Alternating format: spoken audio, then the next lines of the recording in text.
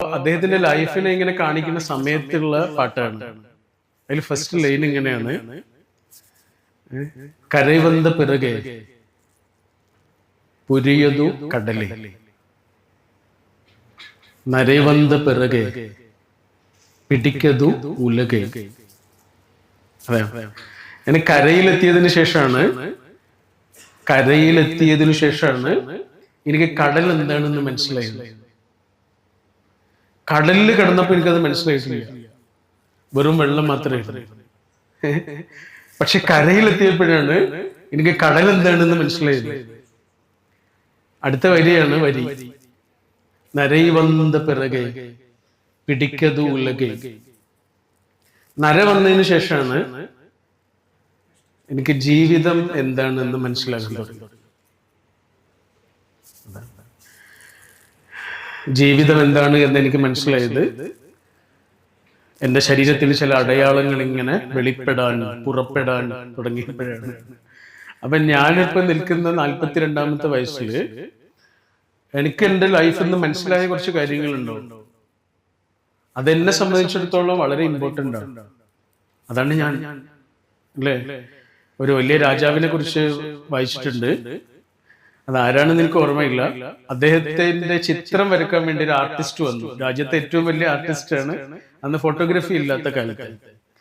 അപ്പൊ ചിത്രം വരയ്ക്കാൻ വേണ്ടിയിട്ട് വന്നതാണ് ആർട്ടിസ്റ്റ്. അപ്പൊ രാജാവ് അയാളുടെ മുന്നിൽ ഇങ്ങനെ ഇരുന്നിട്ട് രാജാവ് ഒറ്റ കാര്യം പറഞ്ഞു: എന്റെ ചിത്രമൊക്കെ വരച്ചോളൂ, കൊള്ളാം, പക്ഷെ എന്റെ മുഖത്തുള്ള ഒരു ചുളിവ് പോലും മായ്ക്കാൻ പാടില്ല, എന്റെ ശരീരത്തിലുള്ള ഒരു നര പോലും കറുപ്പിക്കാനും പാടില്ല, കാരണം അത് ഞാൻ ജീവിച്ചു എന്നുള്ളതിന്റെ അടയാളമാണ്. എനിക്കത് മായ്ക്കേണ്ട യാതൊരു കാര്യമില്ല. എന്റെ സ്കിൻ ടോൺ ഒന്നും മായ്ക്കരുത്, എന്റെ നിരയൊന്നും കറുപ്പിക്കരുത്, എന്റെ ചുളിവൊന്നും ഇല്ലാതാക്കരുത്. ഞാൻ ജീവിച്ചു എന്നുള്ളതിന്റെ തെളിവാണ്. എനിക്കതിൽ അഭിമാനമാണ് ഉള്ളത് എന്ന് പറയുന്നത്. അപ്പൊ ഞാൻ ഇത്രയും കാലം ജീവിച്ചതിൽ നിന്ന് എനിക്ക് കിട്ടിയൊരു വലിയ പാഠമുണ്ട്. അത് മാത്രം വളരെ കുറച്ച് സമയം കൊണ്ട് പറഞ്ഞിട്ട് ഞാൻ എൻ്റെ വാക്കുകൾ അവസാനിപ്പിക്കും.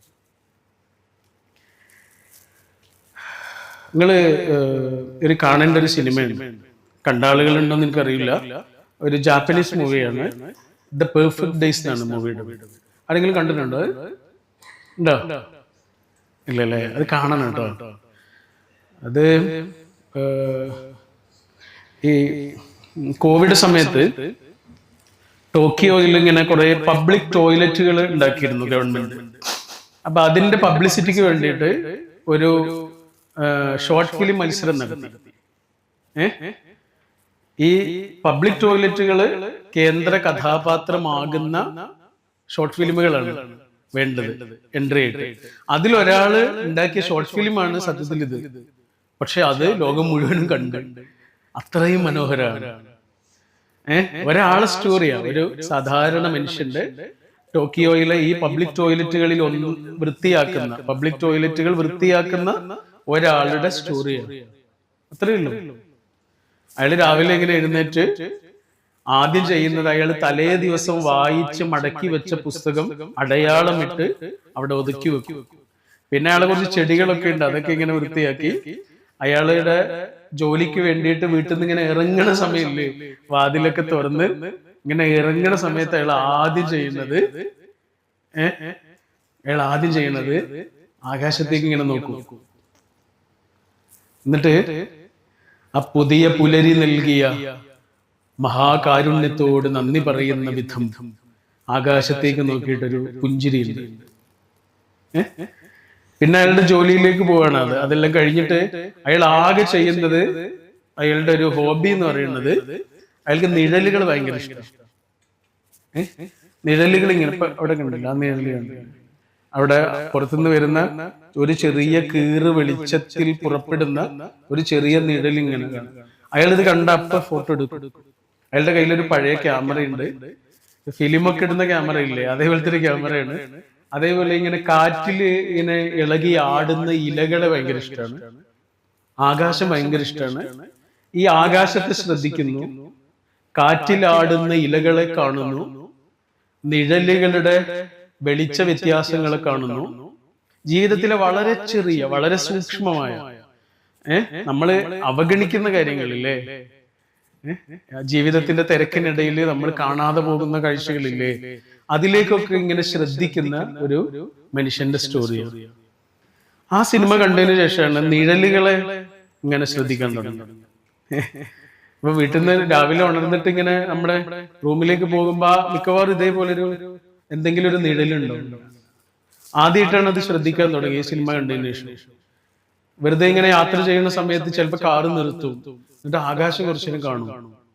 എടാ, കണ്ണടച്ചാൽ ഇതിനൊന്നും പറ്റൂലല്ലോ അല്ലേ? കണ്ണടച്ചാൽ സമയം നിശ്ചലമാകാണ്, തീർന്ന്. പിന്നെ നമുക്കിതൊന്നും കാണാൻ പറ്റൂലല്ലോ. അപ്പൊ ഒരാൾ അയാളുടെ അറ്റൻഷൻ ഇങ്ങനെ ജീവിതത്തിലെ വളരെ സൂക്ഷ്മമായ കാര്യങ്ങൾക്ക് കൊടുക്കുന്നതിന്റെ സ്റ്റോറിയാണ് ആ സിനിമ. ഞാൻ എന്തിനത് പറഞ്ഞെന്നറിയോ? ഈ അറ്റൻഷൻ സ്പാൻ വളരെ കുറഞ്ഞൊരു കാലമാണ് നമ്മുടെ.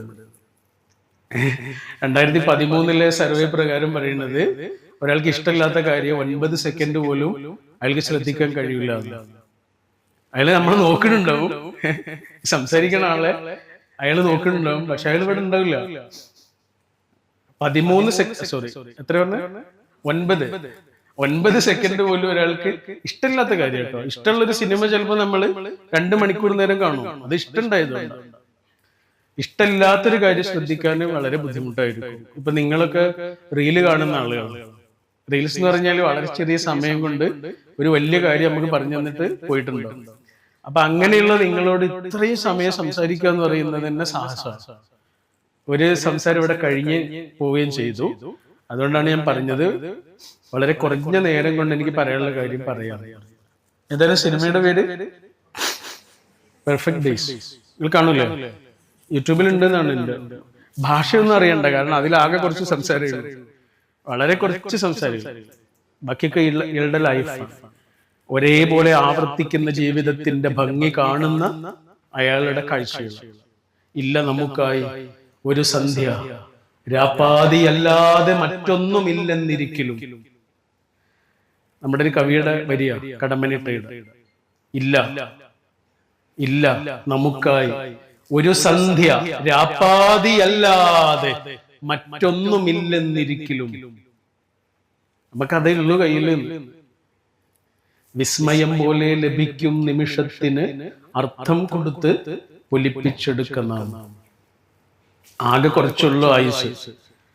അത് വിസ്മയം പോലെ ലഭിക്കും നിമിഷത്തിന് അർത്ഥം കൊടുത്ത് പൊലിപ്പിച്ചെടുക്കുന്ന. ആ അർത്ഥം കൊടുക്കുന്ന പരിപാടി ഇല്ലേ, അതാണ് നിങ്ങൾ ചെയ്യുന്നത് കേട്ടോ. ആയുസ് കിട്ടിയ എല്ലാ മനുഷ്യന്മാരും എങ്ങനെയെങ്കിലും എക്സിസ്റ്റ് ചെയ്യും, ഇല്ലേ? ഇല്ലേ? എടാ, ആയുസ് കിട്ടിയ എല്ലാ മനുഷ്യരും എങ്ങനെയെങ്കിലും എക്സിസ്റ്റ് ചെയ്യും. പക്ഷെ വളരെ കുറച്ച് ആളുകൾ മാത്രമാണ് മീനിങ് ഫുൾ ആയിട്ട് എക്സിസ്റ്റ് ചെയ്യുന്നത്. അതൊരു ജീവിതമായിരിക്കും. അതൊരു വെറും ജീവിതമാവില്ല, അതൊരു ജീവിതമായിരിക്കും. അപ്പൊ ആ ഒരു മീനിങ് ഫുൾ എക്സിസ്റ്റൻസ് അല്ലെങ്കിൽ ഹോണറബിൾ എക്സിസ്റ്റൻസ് എന്നൊക്കെ പറയൂലേ, അത് ഈ ലൈഫിൽ നിന്ന് നമുക്ക് കിട്ടേണ്ട ഒരു വലിയ സംഭവമാണ്. ഒരു കോളേജ് ജീവിതത്തിൽ നിന്നൊക്കെ ശരിക്കും ഒരാൾക്ക് കിട്ടേണ്ടത് 2 കാര്യങ്ങളാണ് എനിക്ക് തോന്നുന്നത്. ഒന്ന്, ഇങ്ങനെ ഒരു ഹോണറബിൾ എക്സിസ്റ്റൻസിലേക്ക് നമ്മൾ എത്തുക എന്നുള്ളത്. അതിനാണ് നമ്മളിവിടെ വന്നത്. 4-5 കൊല്ലം ഇവിടെ കഴിഞ്ഞിട്ട് നമ്മൾ പോകണത് എന്തിനാ? നമ്മളൊരു ഹോണറബിൾ എക്സിസ്റ്റൻസിനുള്ള ടൂളും കൊണ്ടാ പോകുന്നത്, ആയുധവും കൊണ്ടാ പോകുന്നത്. രണ്ടാമത്തെ കാര്യം എന്താ? നമ്മൾ കുറച്ച് മനുഷ്യന്മാരും വേണം. നേരത്തെ അജു പറഞ്ഞ് അവസാനിപ്പിച്ചതായിരുന്നു അല്ലേ? എടാ, നമ്മൾ കുറച്ച് മനുഷ്യന്മാരും വേണം. നിങ്ങൾ കുറെ കാലം കഴിഞ്ഞ് ഈ സ്ഥലത്ത് കൂടെ ഇതിലെങ്ങനെ പോവാണെന്ന് വിചാരിച്ചുള്ളൂ, അല്ലെങ്കിൽ ആ പട്ടിക്കാട് പെരിന്തൽമണ്ണ വഴിയിലൂടെ ഒക്കെ നിങ്ങളെ കുടുംബത്തിന്റെ കൂടെ എങ്ങനെ പോവാന്ന് വിചാരിച്ചുള്ളൂ. നിങ്ങളെ ഭാര്യയോ ഭർത്താവോ മക്കളോ അങ്ങനെ കുറെ ആളുണ്ടെന്ന് വിചാരിച്ചുള്ളൂ വണ്ടിയില്. അപ്പൊ നിങ്ങള് ഇങ്ങോട്ട് ചൂണ്ടിയിട്ട് നിങ്ങൾ പറയും, ഇവിടെയായിരുന്നു ഉമ്മ പഠിച്ചിരുന്നത്, ഇവിടെയായിരുന്നു ഉപ്പയുടെ കോളേജ് എന്ന് പറഞ്ഞിട്ട്, എടാ ഇവിടെയായിരുന്നു അച്ഛൻ പഠിച്ചത് എന്നൊക്കെ പറഞ്ഞിട്ട്, അമ്മ പഠിച്ചത് എന്ന് പറഞ്ഞിട്ട് നമ്മൾ ഇതിന്റെ നേരെ ഇങ്ങനെ ചുണ്ടല്ലേ. ആ കാറിലുള്ള ഒരാൾക്കും ഇല്ലാത്തൊരു ഫീലിംഗ് നമുക്ക് ഉണ്ടാവില്ലേ? അങ്ങനെ ചൂണ്ടുന്ന സമയത്ത്, ഓർക്കുന്ന സമയത്ത് നിങ്ങളെ മനസ്സിൽ 2 കാര്യങ്ങളെ വരുള്ളൂ. കുറച്ച് മുഖങ്ങൾ, കുറച്ച് നിമിഷങ്ങൾ, ഇത്രേ വരുള്ളൂ. കുറച്ച് മുഖങ്ങൾ വരും. ഈ 2000 മുഖങ്ങളൊന്നും വരില്ല, കുറച്ച് മുഖങ്ങൾ വരും. പിന്നെയോ കുറച്ച് മൊമെന്റ്സും വരും. സത്യം.